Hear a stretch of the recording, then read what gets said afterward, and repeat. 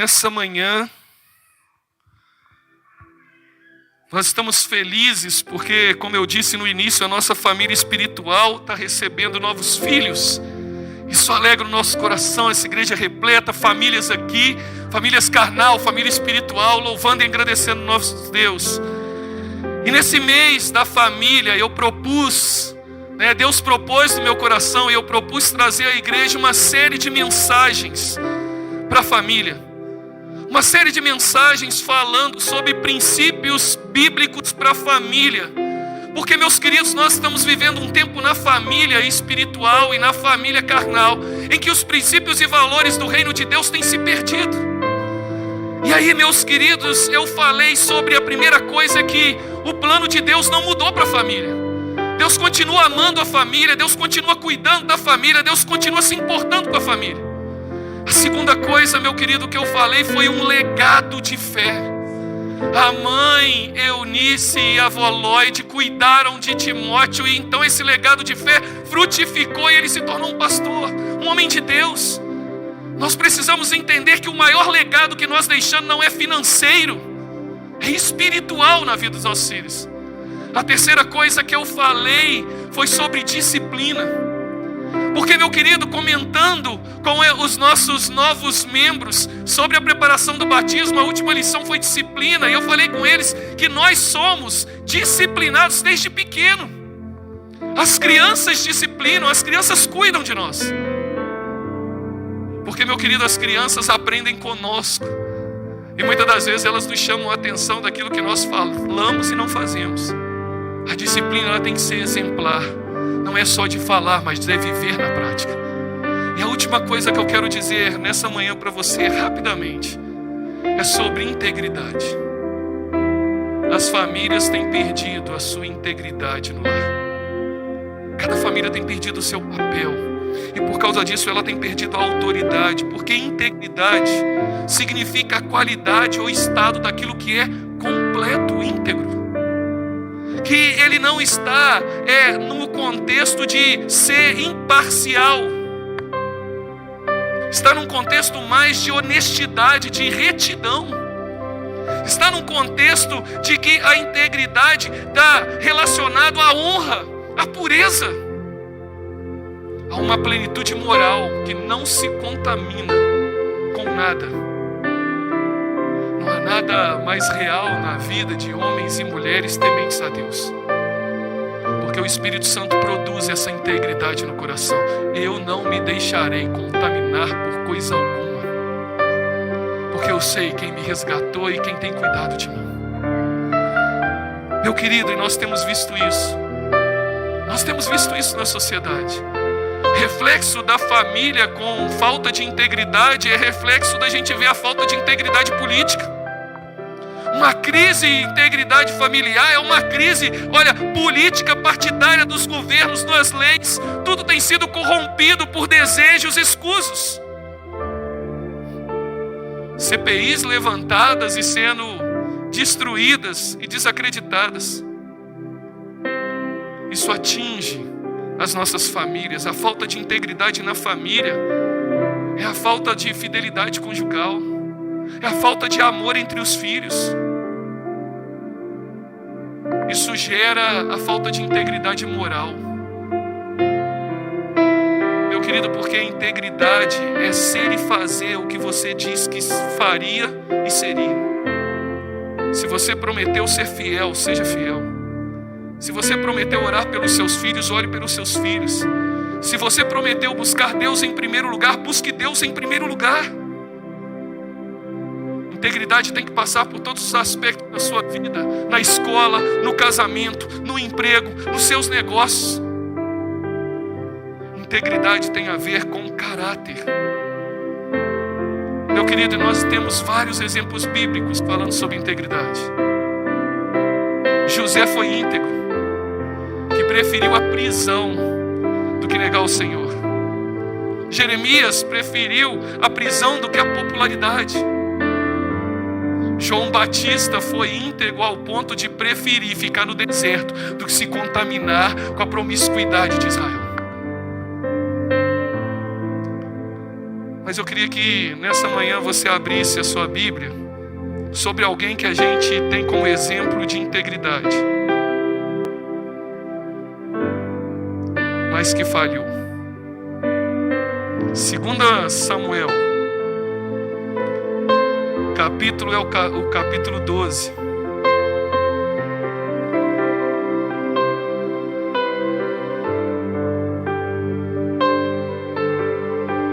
Versículo 13.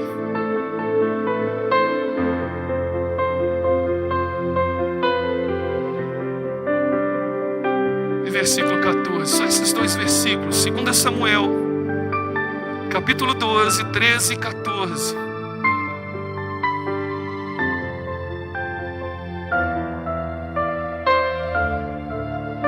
A gente conhece o contexto dessa história. A gente conhece toda a história de Davi. 2 Samuel 12, 13 e 14 diz assim. Amém?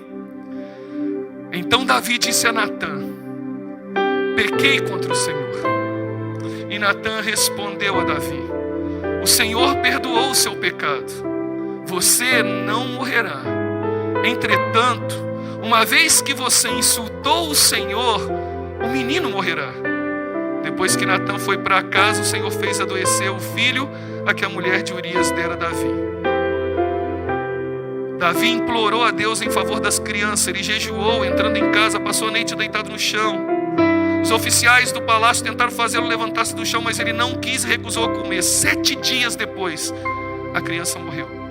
Os conselheiros de Davi ficaram com medo de dizerem que a criança estava morta e comentaram: enquanto a criança ainda estava viva, falamos com ele e ele não quis escutar-nos. Como vamos dizê-lo que a criança morreu? Ele poderá cometer alguma loucura. Davi, percebendo que os seus conselheiros cochichavam entre si, compreendeu que a criança estava morta e perguntou: a criança morreu? Sim, morreu, responderam eles. Então Davi levantou-se do chão, lavou-se, perfumou-se, trocou de roupa. Depois entrou no santuário do Senhor e o adorou. E voltando ao palácio, pediu que lhe preparasse uma refeição. E comeu. Baixe sua cabeça. Pai, a tua palavra, ela é mais penetrante do que espada de 2 gumes. Assim como o Senhor falou ao meu coração nessa série, nessa mensagem, fala a tua igreja da maneira que o Senhor quiser falar, mas que eles não saiam daqui achando que o Senhor não falou. Em nome de Jesus. Amém. Podem sentar. Rapidamente, meu querido, eu quero trabalhar 3 pontos com vocês. Mas essa história aqui, esse contexto você já conhece. Você conhece a história de Davi. Você conhece que lá em 1 Samuel, Saul desobedeceu os decretos de Deus. E Deus falou: olha, Saul, se você tivesse obedecido, você continuaria com esse reinado, a sua geração ia continuar. Mas porque você desobedeceu, eu vou levantar um homem segundo o meu coração. E aí então Deus levanta Davi. E aí você sabe a história. Saul não aceita, percebe, acontece tudo aquilo. Mas a gente sempre tem na nossa mente: Davi é um homem segundo o coração de Deus. E não deixou de ser. Mas, meu querido, muitas vezes o nosso coração pode ser enganoso. As bênçãos do Senhor podem desvirtuar os princípios e os valores do Senhor para a nossa vida. E nós achamos que estamos no caminho do Senhor, fazendo as coisas do Senhor, e estamos distante dEle. Aqui Deus levanta Natã, conta uma história para Davi. E Davi fica furioso com aquela história, falou: aquele homem tinha que morrer. E Natã diz para ele: você é esse homem. Aí Davi declara isso que ele declarou: olha, eu pequei contra o Senhor. E o Senhor fala: olha, eu te perdoei, mas pecado traz consequência. É a lei da semeadura, meu querido. Por isso que algumas pessoas, quando vai no gabinete pastoral e diz assim: pastor, estou passando por isso, por aquilo, olha, eu vou orar por você, vou. Deus pode mudar a realidade? Pode, mas é construção. Aquilo que você plantou no passado, você vai colher. O que nós precisamos fazer é plantar agora. Plantar agora. Para que a gente possa colher no futuro, meu querido. Algumas coisas acontecem na vida de Davi. E eu gosto muito de uma frase de Charles Spurgeon, que ele diz assim, olha, Deus não permite que seus filhos pequem com sucesso. Se você pegar o versículo 12, a gente leu o 13, e eu fiz de propósito. Se você pegar o versículo 12, olha o que diz aí: você fez isso às escondidas, mas eu o farei diante de todo Israel, o quê? Em plena luz do dia. Consegue entender isso, meu irmão? Davi fez às escondidas. O povo, o exército foi guerrear. Davi ficou passeando no palácio, viu Betseba, acontece toda essa história escondido. E ele tentou dar um jeitinho brasileiro de esconder o pecado. Mas a palavra de Deus diz o quê? Você fez isso às escondidas, e eu trarei à luz do dia o seu pecado. Aqui estão as consequências do pecado, meu querido. Mas eu quero dizer por que Davi se contaminou e a sua integridade foi prejudicada, para que isso não aconteça com você e não aconteça comigo. A primeira coisa, porque Davi abriu mão dos valores de Deus. Se você pegar lá 2 Samuel 5,13, Davi, depois de mudar-se de Hebrom para Jerusalém, Davi tomou mais concubinas e esposas e gerou muitos filhos e filhas. Ah, pastor, mas naquele tempo lá não tinha problema, era lá rei, ele podia fazer isso. Realmente ele podia. O contexto cultural não só permitia, mas como no contexto político, isso era estratégia política. Para quê? Porque eu não preciso guerrear com outro rei. Eu pego a filha do rei, caso com ela, pronto, olha, estamos juntos, somos da mesma família. Mas Deuteronômios 17, versículo 16 e 17 diz assim: esse rei, porém, não deverá adquirir muitos cavalos, nem fazer o povo voltar ao Egito para conseguir mais cavalo, pois o Senhor lhe disse: jamais voltem por esse caminho. Ele não deverá tomar para si muitas mulheres. Se o fizer, desviará o seu coração. Também não deverá acumular muita prata nem ouro. Deuteronômios é a lei de Deus. Para quem? Para os reis. O princípio estava lá. O princípio e o valor que Deus queria para Davi como rei estava lá. Olha, ele não podia ter muitos cavalos, porque cavalo era sinal de poder naquela época. Ele não podia ter muitas mulheres, porque muitas mulheres era prazer pessoal, desejo da carne. E ele não poderia ter muita riqueza, porque a riqueza é o quê? Mamon. O que Deus estava falando para os reis e para Davi, falou assim: ó, cuidado com o seu poder, cuidado com a sua satisfação pessoal e cuidado com o seu coração. Por causa disso, o coração pode se desviar. Davi abriu mão dos valores de Deus como rei. E meus queridos, eu tenho certeza que você tem desejo para os seus filhos. Você quer o melhor para os seus filhos, não quer? O melhor emprego, melhor faculdade, você quer isso. Você trabalha para isso, você deseja isso. Mas muitas das vezes, por causa disso, nós nos corrompemos. Por causa disso, nós colocamos no coração do nosso filho o poder, o prazer e as riquezas, e tiramos o coração dele da presença de Deus. Sonhamos em ver nossos filhos em várias profissões, mas na minha visão, o desejo para que o nosso filho seja realizado nessa terra não pode ser maior que o nosso filho ser realizado no céu. Foi isso que essas pessoas fizeram. Não tem prazer maior do que passar pelas águas e confessar Jesus como Senhor e Salvador. Não tire os valores do Senhor do seu coração e da sua vida. Proteja o seu coração com integridade. A segunda coisa que Davi comete é distorcendo a sua autoimagem. Se você vê 2 Samuel 11:1 diz assim: na primavera, época em que os reis saíam para guerrear, Davi enviou para a batalha Joabe com seus oficiais e todo o seu exército. Eles derrotaram os amonitas, cercaram Rabá, mas Davi permaneceu em Jerusalém. O texto começa dizendo o seguinte: olha, na primavera, na época que quê? Na época em que os reis iam para a guerra, Davi ficou em distorceu a sua autoimagem. Muitas Muitas das vezes, meus queridos, nós distorcemos a nossa autoimagem. Nós queremos ser aquilo que Deus não nos chamou para ser.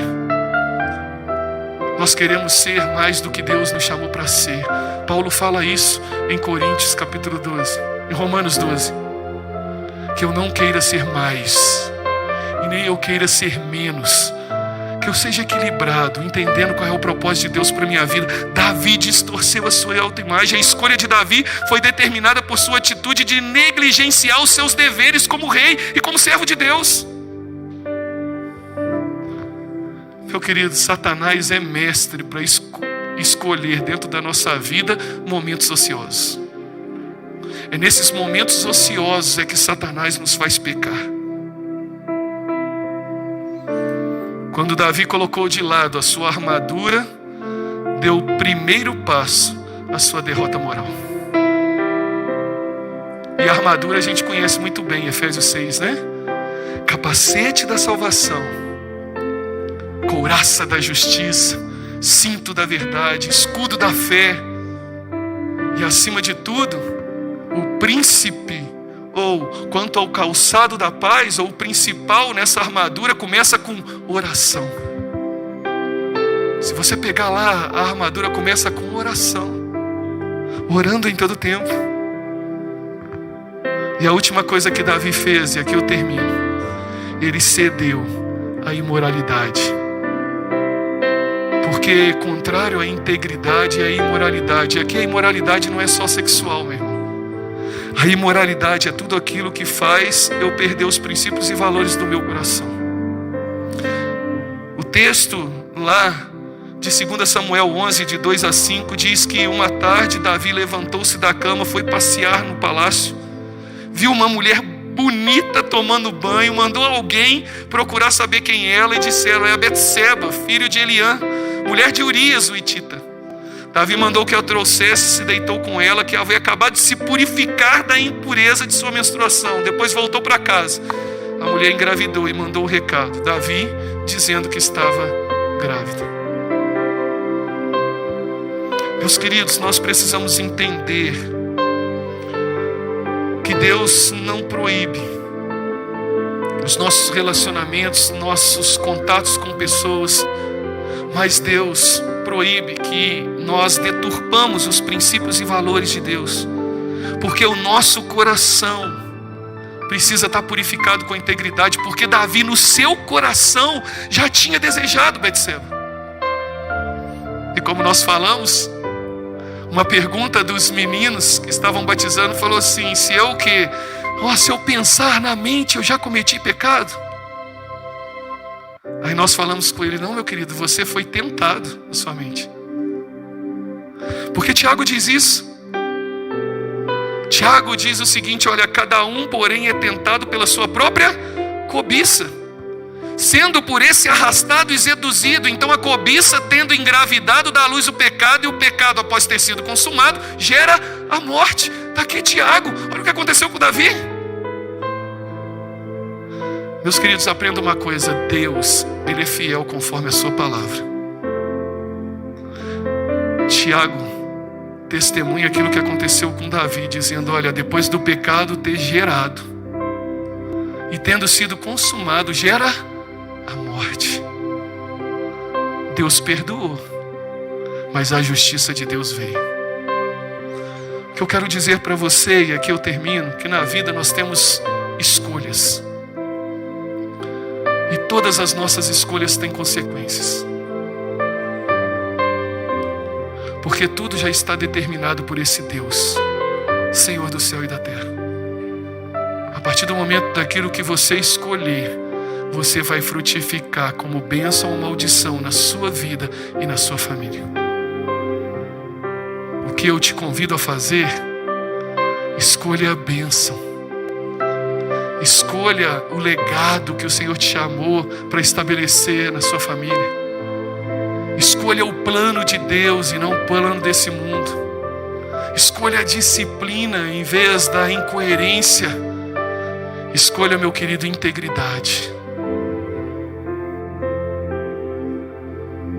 Deus perdoou Davi. Mas, meu querido, Davi pagou o preço. Salmo 32:5 diz assim: então reconheci diante do Senhor o meu pecado e não encobri as minhas culpas. Eu disse: confessei as minhas transgressões ao Senhor e tu perdoastes a culpa do meu pecado.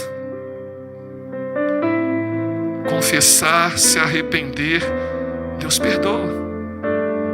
Isaías 55:6-7 diz assim: busque ao Senhor enquanto se pode achá-lo, aclamem a Ele enquanto está perto. Que o ímpio abandone o seu caminho, o homem mau os seus pensamentos. Volte-se para Ele, o Senhor, que terá misericórdia dele. Volte-se para Deus, pois Ele perdoará de bom grado. Que Deus nos chama essa manhã, diante do testemunho que foi feito através do batismo, é que a gente se volte para o Senhor. Que nós abandonemos a nossa iniquidade, os nossos pecados, se voltemos para o Senhor. E o Senhor, que é fiel, vai perdoar os nossos pecados, vai sarar as nossas feridas, vai curar as nossas dores. Para que a sua família seja restaurada, não é uma bênção da Igreja Batista Central, não é a bênção minha como pastor, dos pastores aqui presentes, não é a bênção de Deus. É a integridade e compromisso com o Senhor. Deus vai restaurar essa realidade. Paga o preço. Paga o preço. Paga um preço de integridade, mesmo que o mundo esteja caindo, permaneça íntegro. Tenho guardado uma frase no meu coração que tem seguido o meu ministério. A juventude da antiga igreja fez até um quadro para mim: o certo é certo, mesmo que ninguém esteja fazendo, e o errado é errado, mesmo que todo mundo esteja fazendo. É o que as crianças vão começar a aprender: certo e errado. O certo é certo, porque os princípios e valores do reino de Deus excedem a cultura, excedem o tempo. Continua sendo princípios e valores de Deus. E o errado continua sendo errado. Satanás colocou no jardim do Éden, continua colocando no coração, para que você perca a sua família, para que você perca a sua salvação.